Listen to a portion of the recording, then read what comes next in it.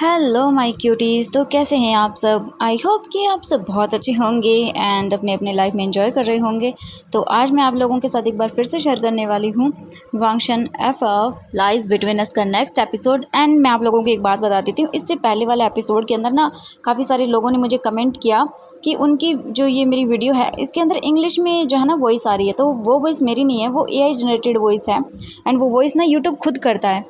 यानी कि अब मतलब बहुत सारी फॉरेन कंट्रीज़ में हमारी वीडियोस देखी जाएं, इसके लिए ना उन्होंने इंग्लिश के अंदर जो है ना वो एक सिस्टम दे दिया कि वॉइस ऑटोमेटिकली ट्रांसफ़र हो जाएगी इंग्लिश के अंदर। ठीक है, तो आपको अगर आपकी वीडियो मतलब आपके पास आ रही है मेरी वीडियो, तो उसके अंदर अगर इंग्लिश में वॉइस आ रही है ना, तो आप एक काम करिए, सेटिंग में जाइए और वहाँ पे जो है ना आपको ऑटो डबिट का ऑप्शन होगा, तो वहाँ पे जाके आप उसको हिंदी में सिलेक्ट कर लीजिए। ठीक है, वहाँ पे US इंग्लिश लिखा होगा, तो आपको उसे ऑटो हिंदी में ओरिजिनल करना है। ठीक है, तो आप खुद से ही कर पाओगे क्योंकि मैंने यहाँ से वीडियो का ऑफ कर दिया इंग्लिश ट्रांसलेशन वाला। ठीक है, तब आप अपने ही फ़ोन से कर सकते हो, उसको वीडियो पे जाके कर लो आप। ठीक है, तो चलिए फिर नेक्स्ट एपिसोड स्टार्ट करते हैं।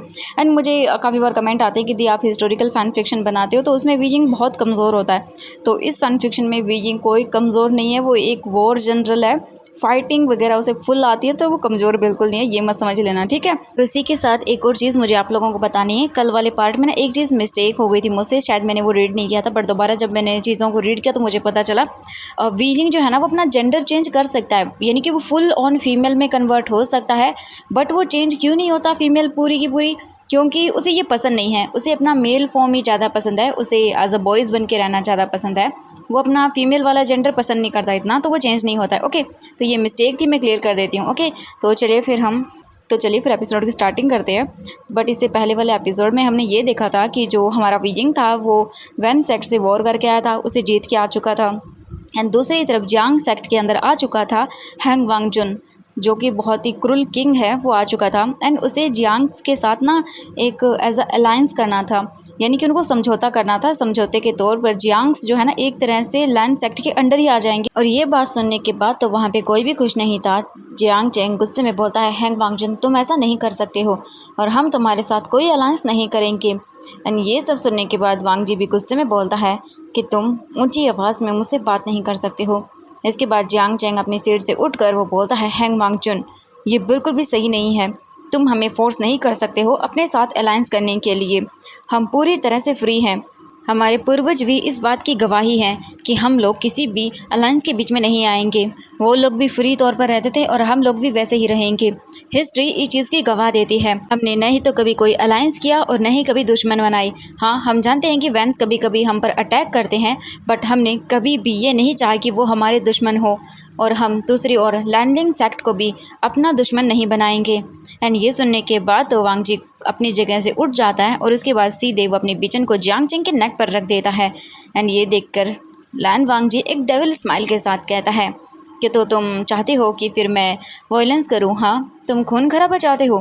एंड ये सब देखने के बाद तो मैडम यू और जियांग फिंगमैन दोनों ही डर जाते हैं, क्योंकि जियांग चेंग के पूरी तरह से नेक के ऊपर तलवार थी और जियांग चेंग अब पूरी तरह से ट्रम्बल करना स्टार्ट कर देता है। तभी मैडम यू उठती हैं अपनी सीट से और कहती हैं, मेरी बेटी को मत मारो। एंड वो बहुत ही डरी हुई थी। दूसरी ओर लैंस जुई को देखते हैं, वो भी अपना सर नीचे कर लेता है और उसकी ग्रिप भी टाइट हो जाती है अपने कपड़ों पर, क्योंकि वो भी डरा हुआ था शायद किसी और रीज़न से। बट फिर भी वो वांग जी को देखता है, फिर हिम्मत करता है और उसके बाद वो वांग जी के पास आकर कहता है, ब्रदर उन्हें कुछ टाइम दे दीजिए। एंड ये सुनने के बाद लैन वांग जी बोलता है, ठीक है, मैं इन लोगों को कुछ टाइम दे रहा हूँ ताकि ये दिमाग से इस चीज़ को समझ लें अच्छे से और अपने आप को प्रिपेयर कर लें। अगर इन्होंने मेरे प्रपोज़ल को एक्सेप्ट नहीं किया तो उसके बाद हम लोग जियांग्स पे अटैक करेंगे, फिर तो वॉर ही होगी। लैन से जो ये अपना सिर नीचे कर लेता है। इसके बाद लैन वांग जी सब लोगों को देखता है और अपने डेविल ओरी के साथ कहता है, गुसु मोस्ट पावरफुल सेक्ट है एंड याद रखना तुम सब लोग मेरे सामने कुछ भी नहीं हो, मेरी आर्मी सबसे ज़्यादा बड़ी है। और इसी के साथ एक बात दिमाग में ढान लेना, अपने अच्छे से घुसा लो दिमाग में कि तुम लोग बिल्कुल भी चीट नहीं कर सकते हो और मुझे अपना आंसर बिल्कुल हाँ में चाहिए, तो अब इस बारे में सोचो। इसके बाद हम देखते हैं जियांग फेंगमैन को। जियांग फेंगम्यान लैन ज़ेन से कहते हैं, गुसु बहुत ही पावरफुल कंट्री है, हम मानते हैं और हम तो बहुत ही हैप्पी भी हैं एक तरह से देखा जाए तो कि आप हमारे साथ अलायंस करना चाहते हैं, बट न चाहते हुए भी हम इस वजह से बहुत सारे दुश्मनों को बना लेंगे और हमें दुश्मन नहीं चाहिए है, क्योंकि दुश्मन होंगे तो फिर और भी ज़्यादा वॉर होंगी, और ये हमें नहीं चाहिए क्योंकि हम सिर्फ प्यार से रहना चाहते हैं, एक पीसफुल लाइफ चाहते हैं। क्योंकि अगर वॉर होगी तो उसके साथ फिर हमें न जाने कितने ही लोगों को खोना पड़ जाएगा, और उसी के साथ साथ सेक्ट के अंदर हर एक चीज़ में प्रॉब्लम आएगी, चाहे वो खाने की ही प्रॉब्लम क्यों ना हो। तो हम बिल्कुल भी ये नहीं चाहते हैं। एंड ये सुनने के बाद वांग जी कहता है, तुम्हें अपने दुश्मनों से डरने की ज़रूरत नहीं है, क्योंकि तुम सबसे बड़े किंगडम लैंड सेक्ट से तुम अलायंस करने वाले हो, तो बदले में मैं भी तुम्हारे इस पूरे किंगडम को सेफ रखूँगा। बट उसके लिए मुझे भी तुम्हारी लार्ज आर्मी चाहिए, और साथ ही मुझे वो वॉर जनरल यीलिंग पैट्रियार्क भी चाहिए। वो मेरे लिए यानी कि हमारे लिए जब भी युद्ध होगा उस पर वो आएगा, और उसके बाद वो हमारी तरफ से फ़ाइट भी करेगा। तो मैं आप लोगों को सुरक्षित रखूँगा, आप लोगों को ये सब की टेंशन लेने की ज़रूरत बिल्कुल भी नहीं है। एंड ये सब सुनने के बाद तो जियांग फेंगमैन बस सोचने लगते हैं कि ये कैसे हो सकता है, ये तो ज़बरदस्ती कर रहा है। एंड वो ऑब्वियसली वो कर भी रहा था। जियांग फेंगमैन सोचते हैं, इसके बाद वो मैडम यू को देखते हैं। मैडम यू भी स्पीचलेस थी, एंड वो एज अ क्वीन होने के नाते जानती थी कि वो अपने जो यहाँ के लोग हैं रहने वाले, उनको प्रॉब्लम में नहीं डाल सकती है। वो जानती थी और वो भी नहीं चाहती थी कि वो अलायंस करे, बट एज अ क्वीन होने के नाते उसे ये करना ही पड़ रहा था। वो ऐसे अपने लोगों को खतरे में नहीं डाल सकती है। अगर वॉर होगी तो उसके बाद यहाँ के लोगों को बहुत ही ज़्यादा बोल सकते हैं कि प्रॉब्लम होगी, लोग मरेंगे, लोगों को खाने के लिए चीज़ें नहीं मिलेंगी। इसलिए वो नहीं चाहती थी कि वॉर हो। अगर साथ में उनके साथ अलायंस कर लिया, अलायंस के साथ, तो इसके बाद जो जियांग यानली है, जिस इंसान से वो प्यार करती है, जिन जूशन, वो भी लैंडलिंग सेक्ट में जो है ना, वो बोल सकते एक तरह से दुश्मन बन जाएंगे वो लोग। तो वो भी नहीं चाहती थी कि ऐसा हो। लैन वांगजी फिर अपने स्वॉर्ड को जियांग चेंग के नेक के ऊपर बोल सकते हैं कि थोड़ा सा वहाँ पे प्रेस करता है, एंड जियांग चेंग अपने पेरेंट्स को देखता है। जियांग फेंगमैन अपनी सीट पर बैठ जाते हैं, और फिर वो पेन और पेपर लेते हैं और इंक लेते हैं, एंड वो इंक के अंदर जो है ना ब्रश को डुबोते हैं, और वो कुछ सोचने लगते हैं। तभी हम देखते हैं लैन वांगजी अपनी स्वॉर्ड को जियांग चेंग के नेक पे प्रेस करता है, और उसके बाद कहता है कि तुम्हारे बेटे की ज़िंदगी अभी मेरे हाथों में है। अगर तुम चाहते हो कि तुम्हारा ये बेटा मरे नहीं अभी, तो सोचो और अच्छे से अपने आप को प्रिपेयर करके इस कॉन्ट्रैक्ट पे साइन कर दो, वरना तुम्हारा बेटा अभी के अभी यहाँ पर मारा जाएगा। और जियांग चेंग की नेक से खून निकलता है। जियांग फेंगमैन के हाथ पूरी तरह से कांपने लगते हैं, और वो उस अलायंस पेपर के ऊपर अपने पहले तो स्टैंप लगाते हैं, फिर सिग्नेचर कर देते हैं। और नाउ अब युनमिंग किंगडम पूरी तरह से जियांग्स जो है ना वो अब आ चुके थे लैंस के अंडर। एंड इसके बाद हम देखते हैं मैडम यू अपने हस्बैंड के पास आती हैं, और वो उस पर अपने हाथों को रखती हैं शोल्डर पे, और बोलते हैं एम्परर। जियांग फेंगमैन मैडम यू को देखते हैं और अपनी आइज़ बंद कर लेते हैं। जो उन्होंने किया वो गलत और सही दोनों ही था, अपने लोगों को बचाने के लिए किया, और दूसरी तरफ वो अब न जाने कितने ही सेक्ट को अपना दुश्मन बना लेंगे ये करने के बाद। लैन वांगजी जियांग चेंग के नेक से जो है ना वो तलवार को रिलीज़ कर देता है, एंड इसके बाद लैन सुजुई अपने हाथों में वो स्क्रोल लेकर आता है और वांगजी को देता है। वांगजी सबको देखता है और उसके बाद कहता है, नाउ अब ये प्रूफ है कि तुम लोग हमसे जुड़ चुके हो, एंड मुझे धोखा देने की कोशिश बिल्कुल भी मत करना। ये सब सुनने के बाद जितने भी लोग वहाँ पर मौजूद थे सब चुप हो जाते हैं। पर तभी अचानक से उस हॉल के अंदर दो लोग एंटर करते हैं। लैन वांगजी एंड सभी लोग उन दोनों लोगों को देखते हैं। पहला था यीलिंग पैट्रियार्क, एंड उसी के साथ उसका को मतलब बोल सकते हैं कि वॉरियर था, वो था शुयांग, एंड दोनों ही वहाँ पर मौजूद थे। यीलिंग पैट्रियार्क ने एक बार फिर से अपने चेहरे पर मास्क पहना हुआ था। यीलिंग पैट्रियार्क एंड शुयांग दोनों ही लैन वांगजी को बो करते हैं। इसके बाद वांगजी भी अपना सिर हाँ में हिलाता है। एंड हम देखते हैं वी जिंग सीधा देखता है, एंड वो देखने के बाद शॉक। ये लिंग पैट्रियार्क तो बहुत ही ज़्यादा बोल सकते हैं क्यूरियोसिटी के साथ जियांग चेंग को देखता है, एंड जियांग चेंग के नेक के ऊपर बोल सकते हैं कट का निशान था। एंड ये सब देखने के बाद तो उसे बहुत ही गुस्सा आता है। वो बोलता है क्या है ये सब। एंड तभी हम देखते हैं जियांग चेंग कहता है, हैंग वांगजुन यहाँ पर हमारे साथ अलायंस करना चाहते हैं, और उन्होंने बाबा को फोर्स किया है मेरी नेक पे तलवार रखकर, और बाबा ने स्क्रोल साइन कर दिया है। एंड ये सुनने के बाद तो वांगजी तुरंत ही लैन ज़ान की ओर टर्न करता है और उसको घूरते हुए देखने लगता है। एंड वहीं वांगजी भी वीजिंग को ही देखता है, एंड वीजिंग की आंखों में देखता है।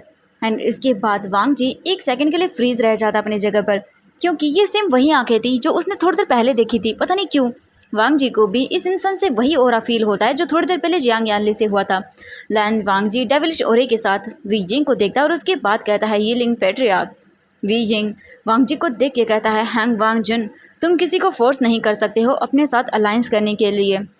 तुम्हारी वजह से हमारे न जाने कितने सारे दुश्मन बन जाएंगे, और हमारे सिर्फ दुश्मन एक ही हैं, वो है वैंस, बट तुम्हारे तो हज़ारों दुश्मन हैं, और तुम्हारी वजह से हमारे भी दुश्मन बन जाएंगे, और हम ये बिल्कुल भी नहीं चाहते हैं हमारे हज़ारों दुश्मन होंगे सिर्फ तुम्हारी वजह से।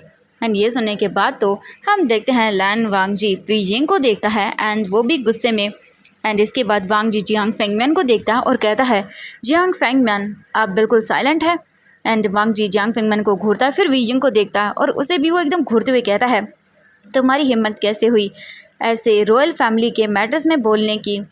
तुम आखिरकार हो कौन? तुम सिर्फ एक वार जनरल हो, यीलिंग पैट्रियार्क, उसके अलावा तुम कुछ भी नहीं हो। अपनी औकात में रहो।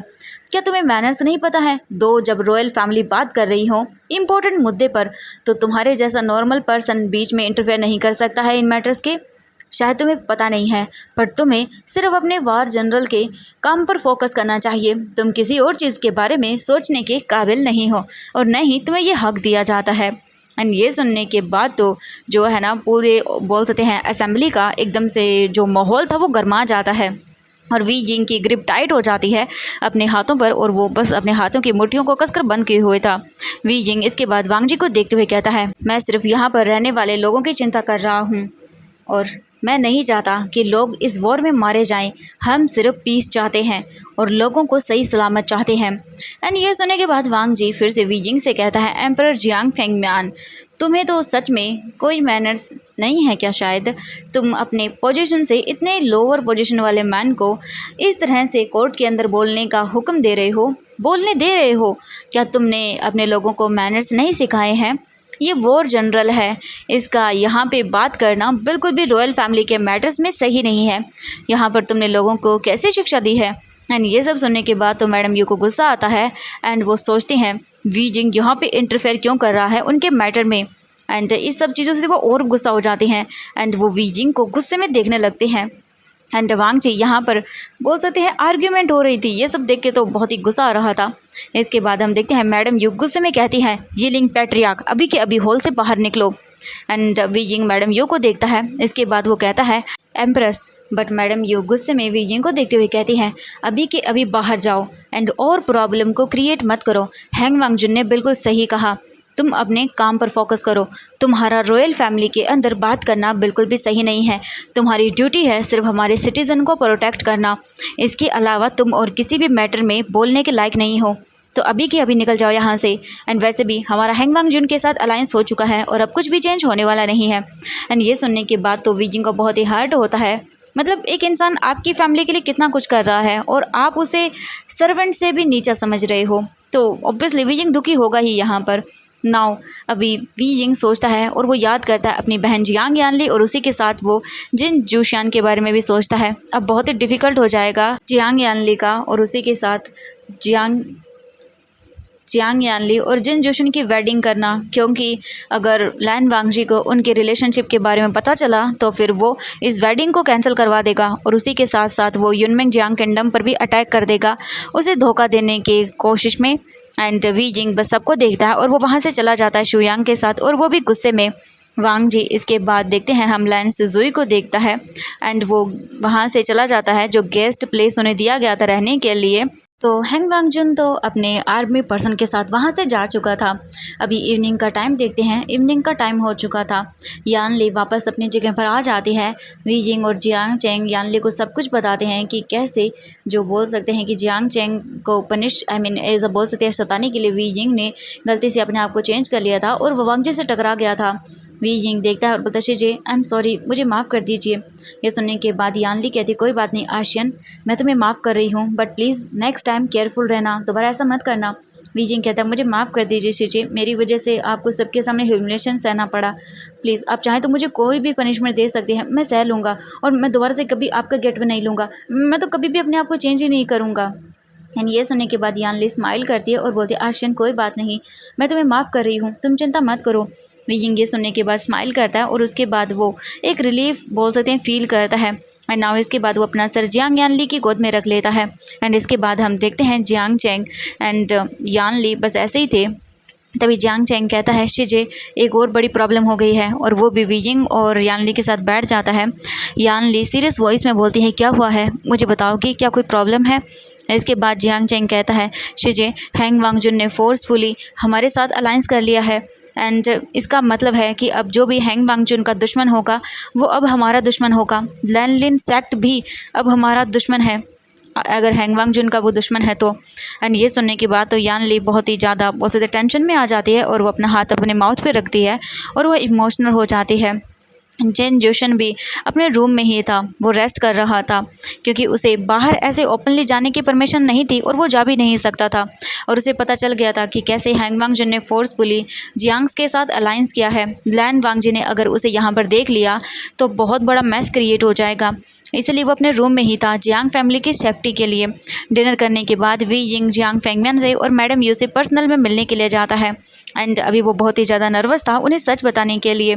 इसके बाद हम देखते हैं वी यिंग देखता है और बोलता आंटी अंकल मुझे माफ़ कर दीजिएगा, मैंने एक गलती कर दी है। एंड ये सुनने के बाद तो मैडम यू देखती हैं वी यिंग को और वो वी यिंग को टोंट मारते हुए कहती हैं कि तुमसे एक्सपेक्ट ही क्या किया जा सकता है, तुम हो ही गलतियाँ करने वाले। एंड ये सुनने के बाद जियांग फेंगमिन वी यिंग से कहते हैं वी यिंग क्या हुआ है। वी यिंग चुप रहता है कुछ देर और फिर वो बोलता है कि मैंने बस जियांग चेंग के साथ प्रैंक करने के लिए अपने आप को शिजी की फॉर्म में कन्वर्ट कर लिया था, और उसके बाद मैं बस जियांग चेंग के साथ मजाक कर रहा था और जियांग चेंग बस मेरे पीछे भाग रहा था और गलती से मैं हॉल के अंदर एंटर कर गया जहाँ पर हैंग वांगजुन भी थे, आप जानते ही हैं। एंड ये सब सुनने के बाद तो हम देखते हैं जो बोल सकते जियांग फेंगमिन थे वो शॉक थे, एंड वो वी यिंग को डांटना नहीं चाहते थे, भले ही वो कितने भी गुस्से में क्यों ना हो, बट वो वी यिंग को डांटेंगे नहीं। उन्हें वी यिंग पे गुस्सा तो आया बट उन्होंने अपने आप को शांत कर लिया। वो वी यिंग को देखते हैं और उसके बाद कहते हैं वी यिंग बेटा ये तुम अगली बार ऐसा मत करना, नेक्स्ट टाइम ध्यान रखना, यान ली तुम्हारी शिजे है और तुम ऐसे प्रैंक नहीं कर सकते हो अपने आप को चेंज करके उसकी फॉर्म में। अगर मतलब सोच के देखो यानली की इससे रेपुटेशन बहुत ख़राब हो जाएगी बेटा, तुम्हें हमेशा उसकी इज़्ज़त को प्रोटेक्ट करना है। एंड ये बोल कर वो तो वी यिंग को बस छोड़ देते हैं। तभी हम देखते हैं मैडम यू अपनी सीट से उठ जाती हैं और वो चिल्लाते हुए कहती हैं एम्परर आप उसे इसे ईजिली माफ़ नहीं कर सकते हैं। मैडम यू फिर अपनी जीरियान बाहर निकालती हैं और वो वी यिंग की ओर चलने लगते हैं गुस्से में। एंड वी यिंग अपने घुटनों के बल बैठ जाता है और अपने आप को तैयार कर लेता है एक और पनिशमेंट झेलने के लिए।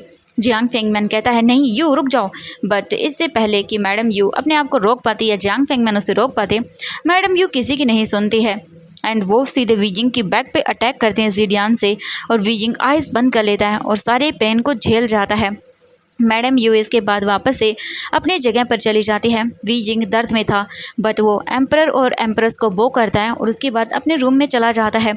मैडम यू बस गुस्से में देख रही थी। एंड इसके बाद हम देखते हैं जियांग फेंगमिन बोलते हैं वी यिंग, एंड वो उसके पीछे जाने वाले थे बट तभी वो कहती हैं उसकी केयर करने की कोई ज़रूरत नहीं है, उसने हमेशा ही हमारी रेपुटेशन को पूरी तरह से मिट्टी में मिलाया है। जियांग फेंगमिन मैडम यू को देखते हैं और वो चुप हो जाते हैं।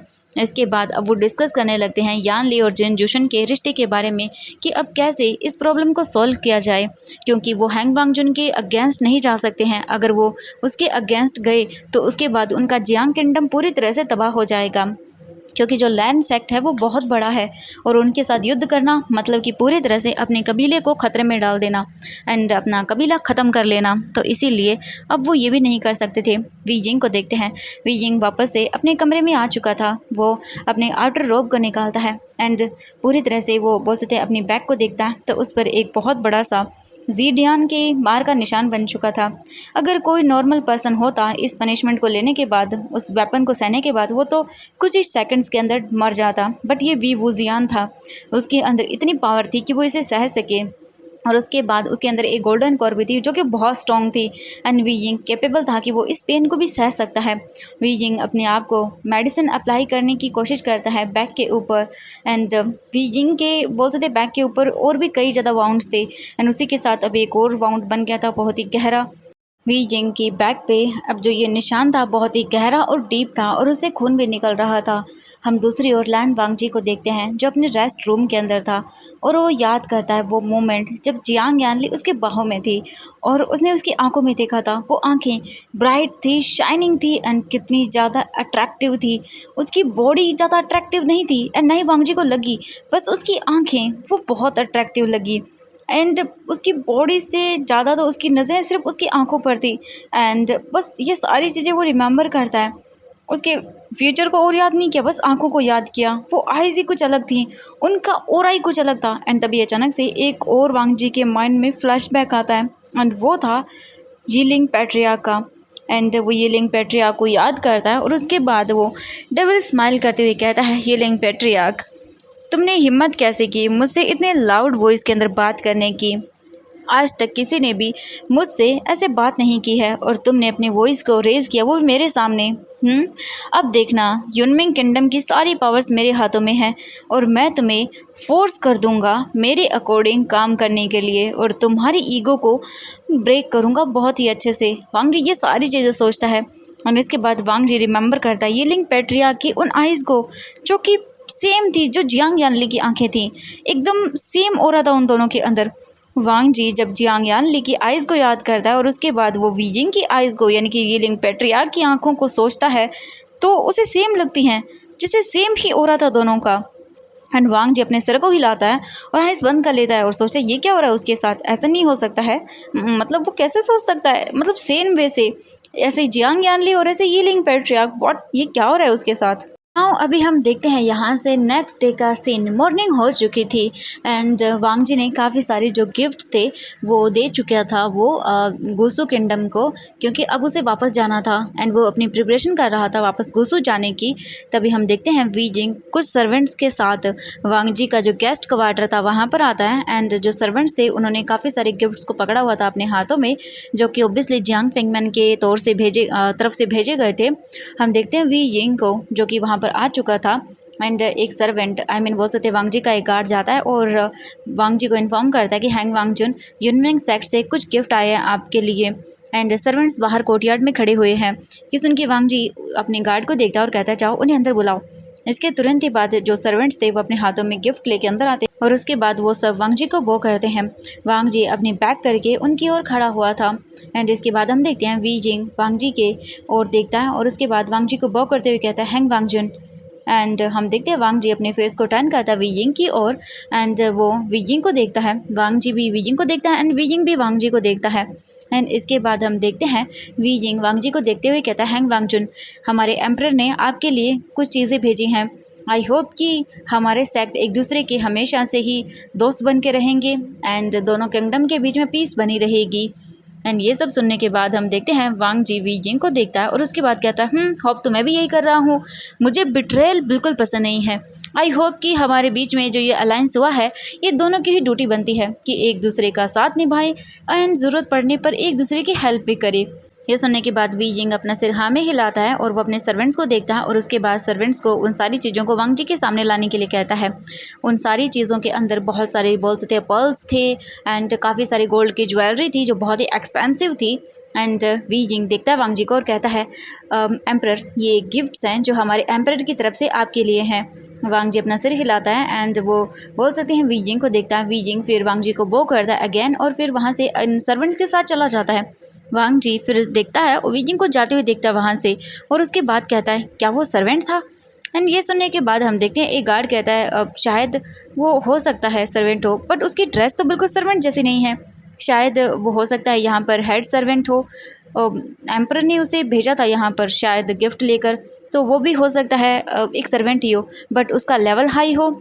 वांग जी कोई रिप्लाई नहीं देता और वीजिंग के बारे में सोचता है। देन वो यानली के बारे में सोचता है, मतलब ऐसे कैसे हो सकता है, ऐसा पहली बार हो रहा था कि लैंड वांग जी दो पीपल्स की ओर यानी कि दो इंसानों की तरफ एक बार मतलब एक ही टाइप से अट्रैक्ट हो रहा था। उसे वीजिंग जो अभी ये सर्वेंट आया था ये भी बहुत पसंद आ रहा था एंड वहीं दूसरी ओर उसे जो यानली थी वो भी पसंद आई थी। अब कैसे पता नहीं चल रहा था उसे, वो खुद कंफ्यूज हो रहा था कि कैसे दो लोगों की तरफ वो अट्रैक्ट हो सकता है। इसके बाद वीजिंग कोर्टयार्ड में आता है और वो अपने हाथों की कसकर मुट्ठी बना लेता है और उसके बाद बोलता है हाँ क्या बोल रहा था, मुझे बिट्रेयल पसंद नहीं है। हाँ सच में मुझे तो इतना गुस्सा आ रहा था कि ना उससे ना सच में पंच मार दूँ मैं, बट मैं क्या कर सकता हूँ। उसे क्या लगता है, उसने कहा कि वो बिल्कुल भी नहीं चाहता कि हम लोग उसे जो है ना बिट्रे दे एंड उसे धोखा दे। हाँ, बट वो क्या कर रहा है, उसने फोर्सफुली मेरी फैमिली के साथ अलायंस किया है और उसके बाद वो मुझे कह रहा है कि मैं अपने लिमिट में रहूँ एंड मुझे, हम सही कहा, उनके साथ आर्ग्यूमेंट नहीं करनी चाहिए। अगर पक्का मैंने उस इंसान के साथ आर्ग्यूमेंट की तो उसके बाद वो पक्का जाएगा और मैडम यू को बता देगा एंड उसके बाद तो मैडम यू पक्का मेरी जान ले लेंगी। मैं नहीं चाहता कि कोई और मैस क्रिएट हो। कल मैंने इतनी बड़ी मुसीबत तो क्रिएट कर ही दी है, अब मैं नहीं चाहता कि और कोई मुसीबत क्रिएट हो। इसके लिए यही बेटर होगा कि मैं बिल्कुल भी अब कोई पंगा न लूँ, चुप रहूँ, अपने आप को कंट्रोल करूँ। वीजिंग फिर अपने आप को, गुस्से को शांत करता है ना। इसके बाद वीजिंग अपने हेयर्स को फ्लिप करता है, अपने हेयर्स को एकदम संवारते हुए अपने काम को करने के लिए चला जाता है। उसके बाद बहुत सारे काम थे। वीजिंग फिर शुयांग के साथ मार्केट जाता है कुछ वेपन्स एंड आर्मी के सूट्स वगैरह खरीदने के लिए। वहीं लैन वांगजी हम देखते हैं लास्ट बार मिल लेता है जियांग फेंगमैन से और इसके बाद वो वापस लौट जाता है अपने गुसो की ओर। नाउ अभी हम सीन देखते हैं गुसो किंगडम का। लैन वांगजी, लैन सिजुई अपने गार्ड्स के साथ फिर से पहुंच चुके थे अपने प्लेस के ऊपर एंड जिस प्लेस का नाम था क्लाउड रिसेस। ये बहुत ही कोल्ड प्लेस है। लैन वांगजी वहाँ पर आ चुका था एंड अपने ब्रदर बोल सकते हैं लैन सिजुई के साथ सभी लोग उनका वेलकम करते हैं। लैन वांगजी वहाँ पर आता है एंड उसके बाद हम देखते हैं घोड़े से नीचे उतरता है एंड सडनली लैन वांगजी की ऑल कॉन्क्यूबाइंस, यस ऑफ कोर्स, इस कहानी के अंदर मैं आपको बता देती हूँ वांगजी के पास 10 कॉन्क्यूबाइन है एंड यहाँ पे एक मैटर अभी क्लियर कर देती हूँ, वांगजी कभी किसी के साथ इन्वॉल्व नहीं हुआ है किसी लव मैटर्स के अंदर, वो तो उन्हें देखता तक नहीं है, ठीक है। ये अभी क्लियर कर देती हूँ वरना आप मुझे ढेर सारे कमेंट कर दोगे। तो चलिए आगे स्टार्ट करते हैं। हम देखते हैं वांगजी की एक कॉन्क्यूबाइन जो कि फर्स्ट कॉन्क्यूबाइन है वांगजी की, वो स्माइल करते हुए वांगजी के पास आती है और बोलती है, हैंग वांगचुन आपकी जर्नी कैसे रही, एंड बहुत ही स्वीट वॉइस के अंदर बोलती है। तभी वांगजी की सेकंड कॉन्क्यूबाइन जिसका नाम लैंग जी शुआन है वो भी आती है और बोलती है, हैंग वांगचुन मैंने आपको इन दिनों बहुत मिस किया, क्या आपने मुझे मिस किया, और वो भी बहुत ही स्वीट वॉइस में वांगजी के साथ बोलती है। एंड इसके बाद हम देखते हैं लैन जैन बिना किसी के फेस पे ध्यान दिए हुए अपना फेस स्ट्रिप बनाकर वहाँ से चला जाता है एंड सभी की सभी कॉन्क्यूबाइन वांगजी की कोशिश कर रही थी कि अटेंशन को ग्रैब कर ले। वांगजी की 10 कॉन्क्यूबाइन थी, सभी की सभी खड़ी हुई थी एंड हर कोई कोशिश कर रहा था कि एक बार वांगजी बस उनको देख ले, बट वांगजी किसी को देख ले बिल्कुल भी नहीं। हम देखते हैं तभी एक और हम देखते हैं कॉन्क्यूबाइन जिसका नाम था लैन फेंग, वो भी वांगजी के सामने आती है और कहती है, हैंग वांगजुन क्या आपको वहाँ पर कंफर्टेबल फील हुआ। एंड ये सब सुनने के बाद हम देखते हैं वांगजी बस किसी को नहीं देखता, एक भी कॉन्क्यूबाइन की ओर नज़र नहीं डालता और वो बस अपने जगह की ओर चला जाता है, यानी कि जहाँ पर उसका पैलेस है वहाँ पे वो चला जाता है बिना किसी को देखे हुए, सबको इग्नोर करता है। और वांगजी की सारी कॉन्क्यूबाइन बस वहीं पर अपना मुंह बनाकर खड़ी रह जाती है। वांगजी की अभी यहाँ पे 3 कॉन्क्यूबाइंस थी जो कि आ चुकी थी एंड नाउ वांगजी अपने बोल सकते हैं पैलेस की ओर जा चुका था विदाउट किसी को देखे हुए। एंड हम देखते हैं वांगजी के जो पेरेंट्स थे ना, वही वांगजी के उस बोल सकते हैं एक तरह से देखा जाए तो महल के अंदर आ सकते हैं, और उन पेरेंट्स के अलावा सिर्फ लैन सिजुई ऐसा है जो आ सकता है, लैन सिचन आ सकते हैं और लैन युआन आ सकते हैं वहाँ पर, और कोई भी वहाँ पे नहीं आ सकता है, किसी को भी अलाउ ही नहीं है वहाँ पर आना। वहीं पर हम देखते हैं सारी की सारी कॉन्क्यूबाइन एक दूसरे को देखती हैं एंड वो रुक जाती हैं क्योंकि वो इससे आगे नहीं जा सकती थी। एक कॉन्क्यूबाइन देखती है और उसके बाद कहती है कि हैंग वांगजुन ने इग्नोर क्यों किया मुझे। एंड इसके बाद हम वांगजी की थर्ड कॉन्क्यूबाइन को देखते हैं लैन फैंग, वो कहती है कि क्योंकि तुम एक पिग की तरह दिखते हो, तुम अपना चेहरा कभी देखी हो, तुम्हें कौन ही टच करना चाहेगा एंड तुम्हारा वेट भी कितना ज़्यादा है। तभी एक कॉन्क्यूबाइन देखते हैं लैन फैंग को कहती है कि shut up you beach. And ये सुनने के बाद हम देखते हैं लैन लिंग जो कि ओब्वियसली फ्रस्ट्रेशन के अंदर कहती है शट अप, तुम सब लोग चुप कर जाओ। इसके बाद सारी जो कॉन्क्यूबाइंस थी वो एक दूसरे के ऊपर चिल्लाना वगैरह बंद कर चुकी थी क्योंकि जो लैन लिंग थी वो यहाँ की सबसे फर्स्ट कॉन्क्यूबाइन थी एंड यहाँ पर मोस्ट पावरफुल थी, तो इसके बाद उसकी वैल्यू ज़्यादा थी, तो वो सभी लोग चुप हो जाते हैं। इसके बाद हम देखते हैं लैन लिंग कहती है कि टुनाइट हम उन्हें डिनर के लिए पूछेंगे बट आप सभी को बिहेव करना होगा, एंड वो सभी को पोलाइट वे में कह देती है। इसके बाद लैन जी शुआन कहती है कि मुझे उनसे पर्सनल में मिलना है एंड इसके बाद लैन फैंग कहती है मुझे भी एक चांस मिल जाए बस, मैं उसके बाद तो सबको दिखा दूंगी कि मैं कौन हूँ, एंड हम क्या बस एक शो पीस हैं जो बस उनको सजाने के लिए यहाँ पर हैं। यानी कि वांग जी की ऑब्वियसली शोभा को बढ़ाने के लिए एक तरह से बोला जाए तो याल कॉन्क्यूबाइन सिर्फ एक शोकेस में रखे जाने वाले पीस की तरह है और कुछ भी नहीं है। अभी जो कॉन्क्यूबाइन कह रही थी कि उसे वांग जी से पर्सनल में मिलता है, उस कॉन्क्यूबाइन को देखने के बाद लैन फैंग कहती है कि तुम उनसे मिलने का चांस कभी नहीं पा सकती हो, तुम सिर्फ एक शो पीस हो, इसके अलावा और कुछ भी नहीं। नाउ इसके बाद सारी जो बोल सकते हैं कॉन्क्यूबाइंस थी वो लड़ना स्टार्ट कर चुकी थी, बट तभी हम देखते हैं मियान म्यान वहाँ पर आती है एंड मियान म्यान लैन वांग जी की स्टेप सिस्टर है एंड वो शाउट करते हुए कहती है अपने कानों पर हाथ रखते हुए, ओह स्टॉप, ये क्या कर रहे हो तुम लोग, चिल्लाना बंद करो, मेरे कानों से खून निकल जाएगा। एंड मियान म्यान सबको देखती है, सभी लोग मियान म्यान को देखते हैं।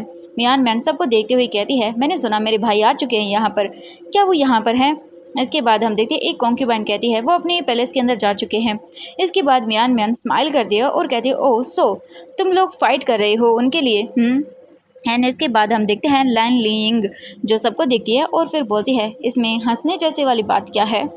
एंड ये सुनने के बाद मियान म्यान कहती है, मुझे अच्छे से पता है कि मेरे ब्रदर को तुम में से कोई पसंद नहीं है एंड तुम जस्ट एक शो पीस हो जो यहाँ पर मेरे भाई की बोल सकते हैं कि महल को सजाने के लिए हो। मेरा भाई तुम में से किसी को पसंद नहीं करता है, मुझे अच्छे से पता है। एंड मेरे भाई को तुम लोग परेशान करना बंद कर दो एंड अपने अपने वापस से क्वार्टर में लौट जाओ। एंड ये सुनने के बाद लैन फैंग कहती है, तुम्हारी हिम्मत कैसे हुई? हाँ तुम बस उसकी स्टेप सिस्टर हो, इसके अलावा कुछ भी नहीं हो, तुम हम पर ऐसे हुक्म नहीं चला सकती हो और तुम्हारी हिम्मत कैसे हुई हमें टोंट मारने की? हमारा ज़्यादा राइट्स है उस पर क्योंकि हम उसकी कॉन्क्यूबाइंस हैं। ये सुनने के बाद तो मियान मैन को गुस्सा आता है एंड वो अपने हाथों को टाइटली बंद कर लेती है। इसके बाद वो कहती है कि अगर तुम लोगों ने मुझे परेशान करना बंद नहीं किया तो उसके बाद तुम्हें जो पॉकेट मनी मिलती है महीने की वो बंद करवा दूंगी अपने भाई से बोलकर, तो अपना मुंह बंद रखो। एंड वो उनके साथ बिना किसी आर्ग्यू किए हुए वहाँ से चली जाती है। इसके बाद हम देखते हैं लैन फैंग अपने हाथों की मुट्ठियों को बंद करते हुए कहती है, मुझे इसे एक अच्छा सा लेसन सिखाना है, ये सच में एक बिच है। एंड इसके बाद हम देखते हैं यहाँ पर जितने भी लोग थे वो जा चुके थे। वांग जी को देखते हैं, वांग जी अपनी जगह वापस अपने पैलेस चिंगशी आ चुका था एंड वो एक लॉन्ग बात लेता है एंड बाथ टब के अंदर रेस्ट करता है काफ़ी टाइम तक। एंड इसके बाद वो सोचने लगता है दो लोगों के बारे में एंड लैन वांग जी बोल सकते हैं कि बाथिंग के टाइम पर भी उन्हीं के बारे में सोच रहा था। इसके बाद वांग जी अपने रॉयल रोब्स को पहनता है एंड वो अपने रूम में आता है। एक सर्वेंट वांग जी को इन्फॉर्म करता है कि यहाँ पे मैडम लैन और लैन लिंग है ना यहाँ पे आ चुकी हैं। वांग जी फिर अपने सिर को हाँ में हिलाता है एंड वो गेस्ट रूम में चला जाता है। लैन लिंग मैडम लैन वहाँ पर बैठे हुए थे। वांग जी उन्हें ग्रीट करता है अपनी मॉम को एंड कुछ सर्वेंट्स वहाँ पे जो है ना टी सर्व करके चले जाते हैं। इसके बाद हम देखते हैं मैडम लैन जो है ना वो वांग जी से बोलती हैं, बेटा तुम्हारी जर्नी कैसी थी, क्या सब कुछ युनमिंग के अंदर अच्छा रहा, युनमिंग को तुमने अच्छे से एक्सप्लोर कर लिया ना बेटा? वांग जी अपनी माँ को देखता है और उसके बाद वो कहता है, हाँ सब कुछ अच्छा था एंड युनमिंग सच में बहुत ही स्पेशल प्लेस है। एंड आज के लिए बस इतना ही, फिर मिलूंगी आपके साथ नेक्स्ट एपिसोड में। Bye bye everyone.